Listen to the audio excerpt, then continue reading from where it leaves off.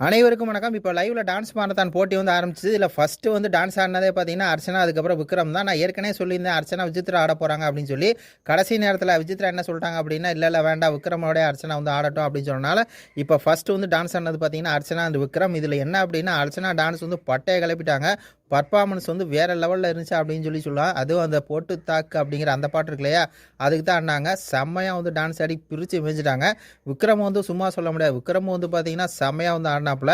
அதுக்கப்புறம் கடைசியில் வந்து யார் இந்த மாதிரி ஜெயிச்சிருக்காங்க, யாருக்கு நீங்கள் வந்து பாயிண்ட்ஸ் கொடுக்குறீங்க அப்படின்னு சொல்லும்போது பார்த்தீங்கன்னா எல்லாரும் அந்த வீட்டில் இருக்க எல்லாருமே ஒரு மனதாக பார்த்தீங்கன்னா வந்து அர்ச்சனா வந்து சொல்லிட்டாங்க, அர்ச்சனா தான் சூப்பராக வந்து டான்ஸ் ஆடினது அப்படின்னு சொல்லி. நம்மளுக்குமே அந்த டான்ஸ் ஒரு 4 நிமிஷம் ஆடினது பார்த்தீங்கன்னா செம்மையாக இருந்துச்சு. இது வந்து ஜோடி பர்ஃபார்மன்ஸ் அப்படிங்கிறனால யார் பர்ஃபார்மன்ஸ் வந்து நல்லா இருக்குன்னே சொல்ல முடியல. ஏன்னா விக்ரமும் வந்து பார்த்தீங்கன்னா சூப்பராக ஆடினாப்புல. லைவ் பார்த்தீங்கன்னா தெரியும். அதே மாதிரி அர்ச்சனா வந்து அந்த வேட்டியை வந்து இந்த அந்த இது பாவாடை தானே கட்டியிருக்காங்க. அந்த பாவாடையை மடித்து கட்டிட்டு வச்சு சரியான குத்துன்னு குத்து எழுதியிருக்காங்க. அர்ச்சனாவுக்கு வந்து பார்த்தீங்கன்னா ஒரு ஃபர்ஸ்ட் டான்ஸ் வெற்றி அப்படிங்கிற மாதிரி தான் இருக்குது. இது பற்றி உங்கள் கருத்துக்களை சொல்லுங்கள். நன்றி, வணக்கம்.